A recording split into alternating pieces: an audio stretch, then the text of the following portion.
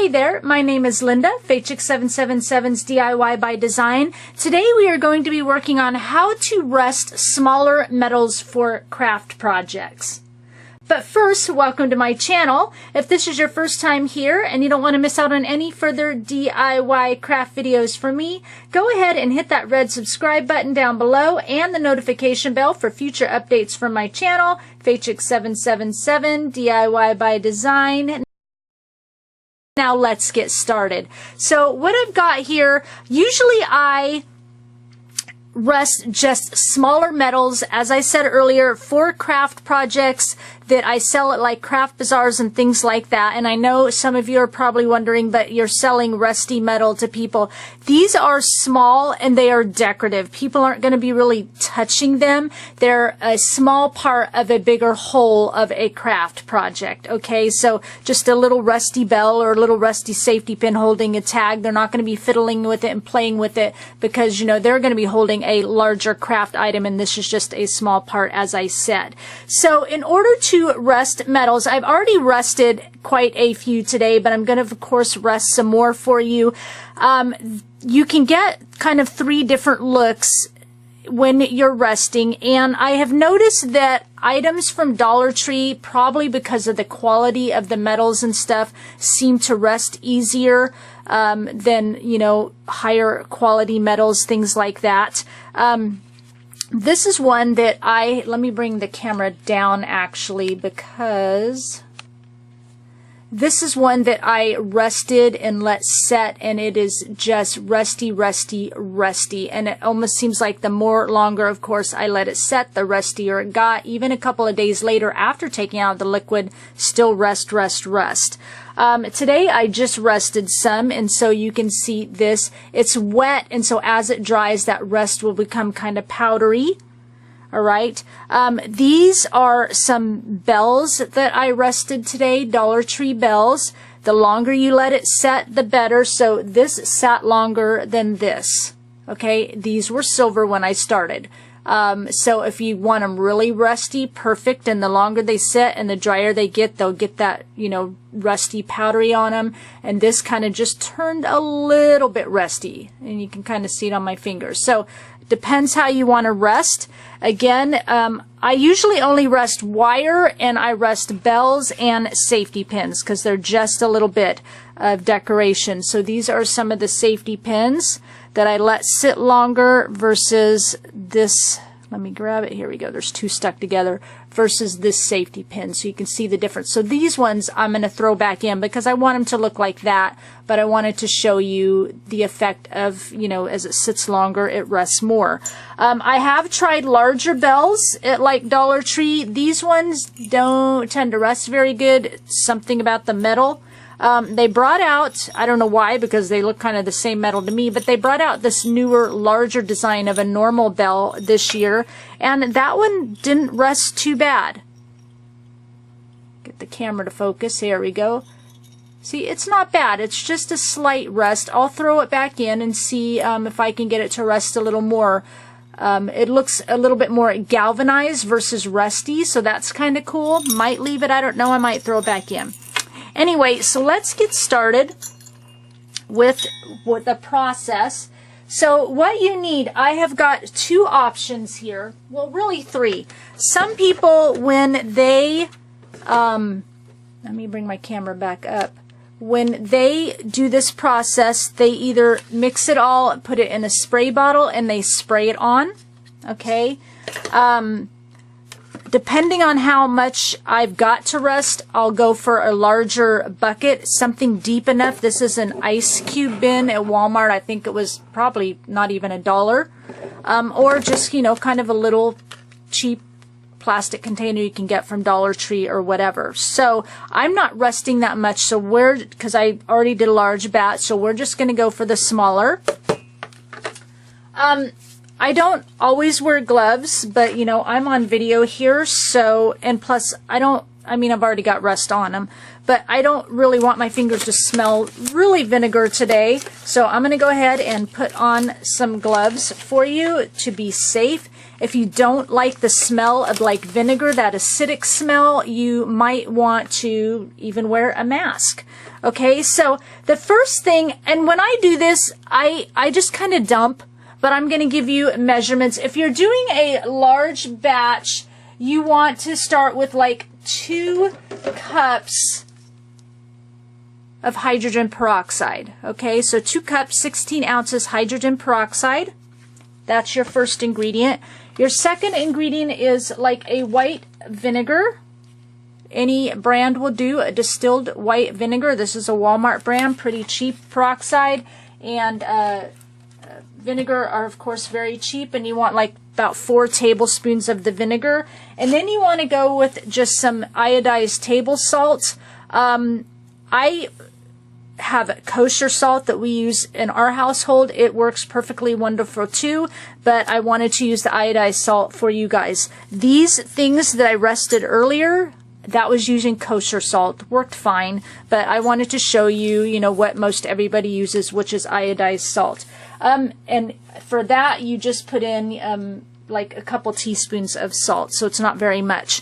Now, if you're working with a big thing of metal, like sheet metal, some people, they will tell you to sand it first, because that kind of roughens up the metal so that, you know, it takes better to the peroxide vinegar mixture and oxidizes quicker.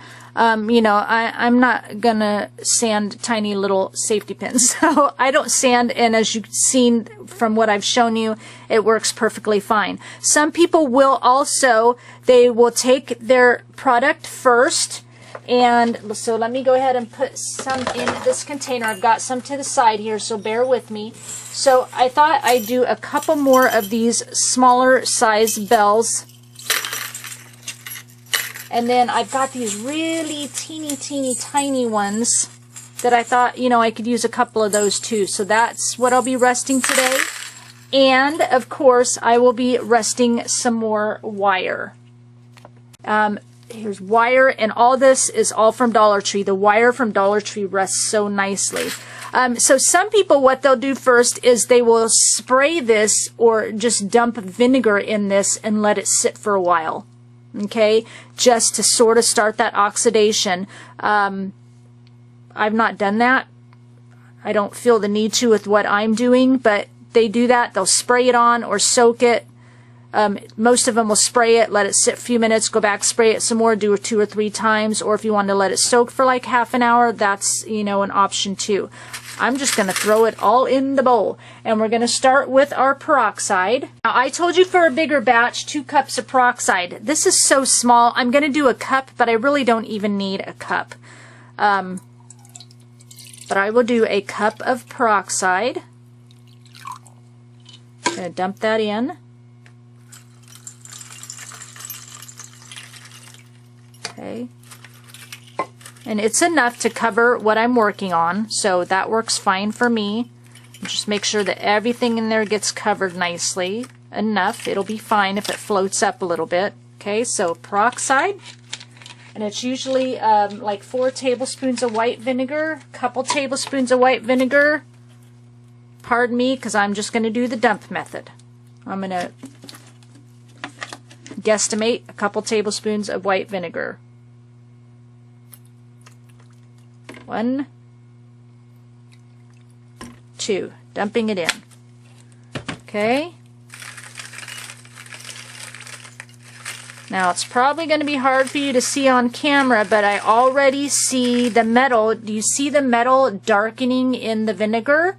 So it's already starting the oxidation process. That shiny metal is now becoming darker. And hold on a minute, let me grab another bunch that's new metal. Okay, so here's the new metal that I took off of. Here's the metal. You can already see that oxidation process going. Okay, it will take the bells a little longer. Okay. Okay, you can already see after half an hour, it's kind of starting to, like, the rusting is starting to happen a little bit. The oxidation is definitely happening a little bit. So what we're going to do, it just starts to turn brown. It's not really resting. It's just kind of turning brown, oxidizing everything, kind of taking the shiny off. So what we're going to do, it says just a couple teaspoons of salt. And as I pour the salt in, and again, I'm just going to kind of dump, you'll start to see it bubble and stuff a little bit. So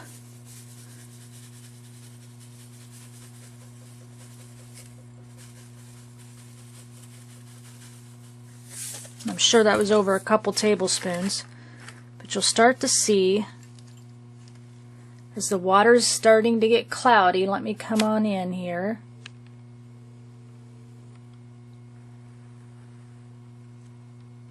Might be kind of hard to see, but the water's starting to get cloudy and actually like bubble a little bit.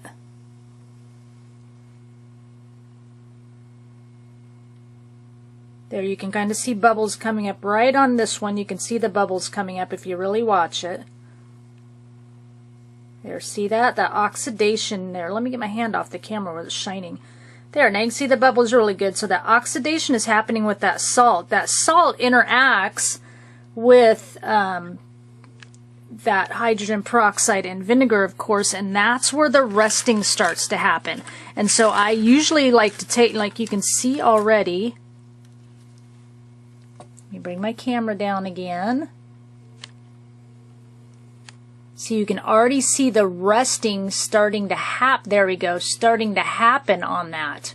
So that salt interacts and rests. So now what I'm going to do is let this sit. And the longer you let it sit in there, the rustier it's going to get. So I'll probably let it go about a half an hour, which is what I normally do. Okay, so I'll be back. Okay, so it's been only about 20 minutes, and you can see how that salt has allowed a foam to rise, and I'm sure this stuff is really rusty. So we're going to go in and pull out.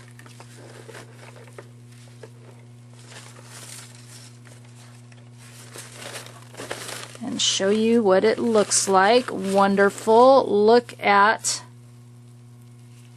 the rust on that. Let's pull out a bell, see if it's a little easier. There we go.